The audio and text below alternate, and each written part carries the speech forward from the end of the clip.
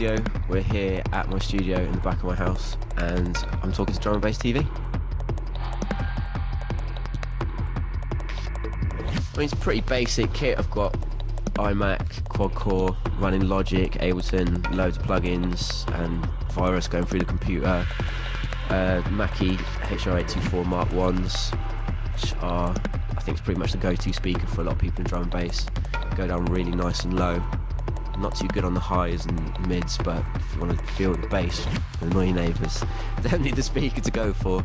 Motu 828 Mark II, which is just standard sort of sound card, standard MIDI keyboard, Magic Mouse, which is bane of my life because Bluetooth keeps dropping out. It's probably the third one of these I've had. I keep throwing them on the floor.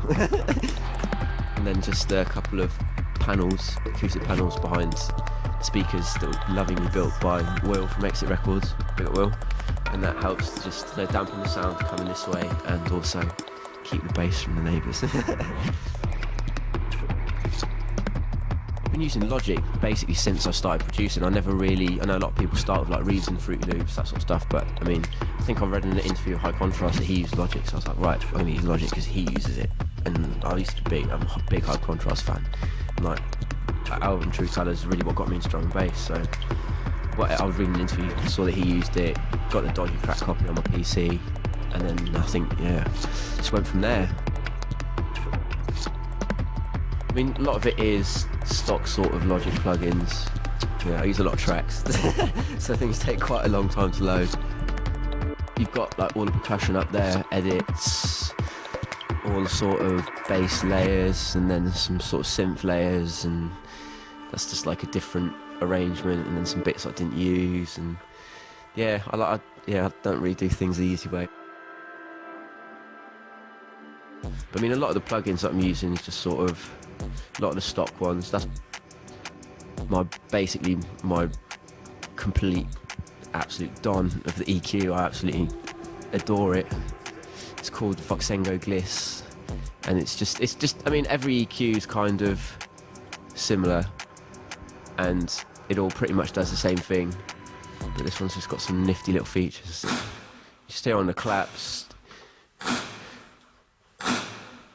and you can just hold the spectrum, which I really like. It's really handy for me instead of just like watching it bounce up and down all the time and give yourself like an epileptic fit or something. So I just like the whole feature, and then it's dynamic as well, so you can use it sort of,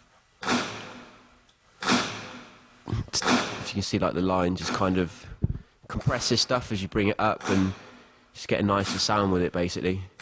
So a lot of the stuff that I use is kind of like stock hits, especially with the drums. Not really an old breaks guy. I don't think I've used a break in a tune since Drums Noir, like 3-4 years ago. So I'll layer loads of hits to kind of get my own sort of sound, have the snares and the kick sounding how I want, and then also like use like different reverb layers. I use the Logic Space Designer a lot with really short sort of like reverb times. I think it helps give the drums really nice texture. And then just like sending them through my I've got a compressor but it's not here. Talk about my DBX 266XL that's in my studio.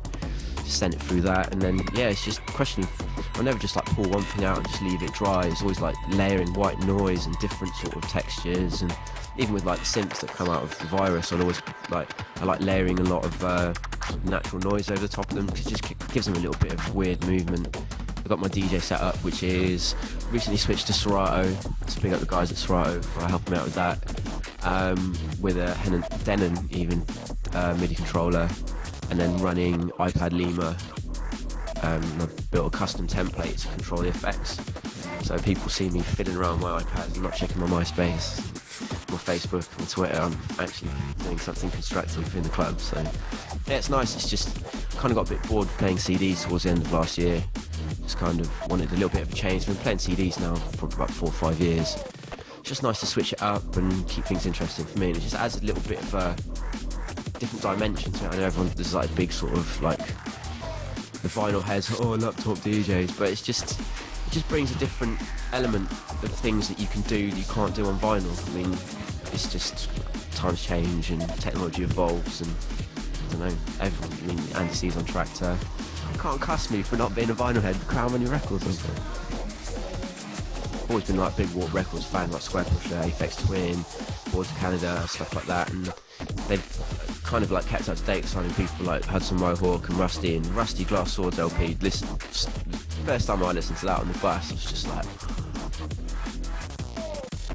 I wrote Tripwire at the same time that I wrote Rat Race with Bass, and that was quite an intense session. I had like the main idea of Tripwire pretty much done then, and I was in a bit of a sort of like I'm not going to say angry, but I was pissed off with quite a lot of things at that time, and it just kind of comes out in the music. And I've always been into like a wide variety of drum and bass, and you can look from a records from later, there's everything in there from like Generation Dub to Caliber. So I've always been into like loads of different stuff, and I never really want to pigeonhole myself and just be the guy that writes the clicky minimal.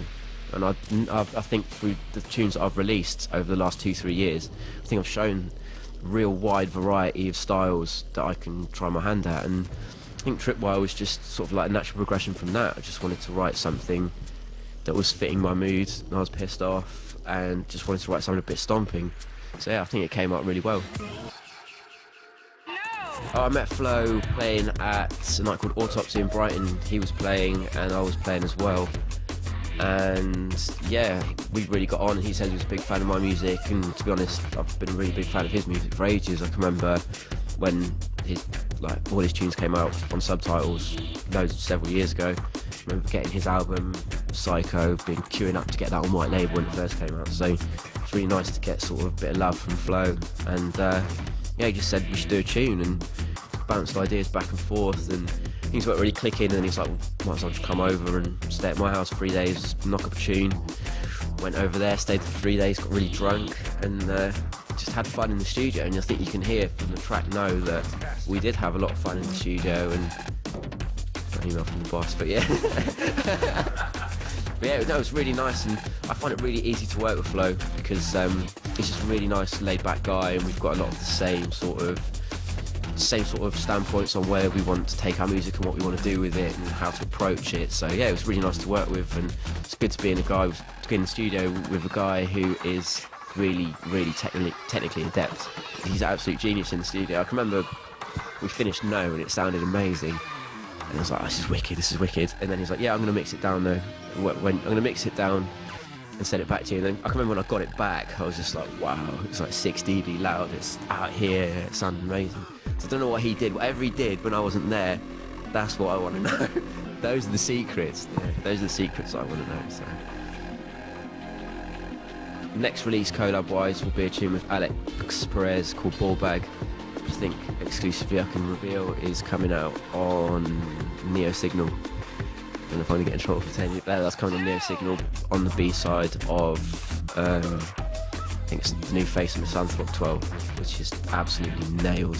Amazing tune. So yeah, I can't remember what it's called. I've got it on there. But yeah, hench tune. Next we're on Shogun after Tripwire. Will be a release on the next Evo EP. I think it's going to be the A side, and it sounds like this. That's what you're getting. Yeah, so it's called Constant Complex Rhythmic Sound, and it's proper rolling, techie. Another one where I kind of wrote it directly after I finished Tripwire, using Access Virus quite a lot, just kind of getting scripts with that, and yeah, come out really well. Yeah, I'm definitely going to be doing a lot of different stuff, both at 170 and at sort of 130, 135. So yeah, it's just nice to be varied in the studio and not sit down and write the same tune over and over again. And I've never wanted to do that. And I've always said, even from my first interview, that I don't want to be the guy that writes one type of music. I want to be the guy that you see, oh, I've got a new tune up on YouTube, and you never know what it's going to sound like. That's what's interesting to me. So yeah, just going to keep it varied in the studio and hopefully for people that are into music.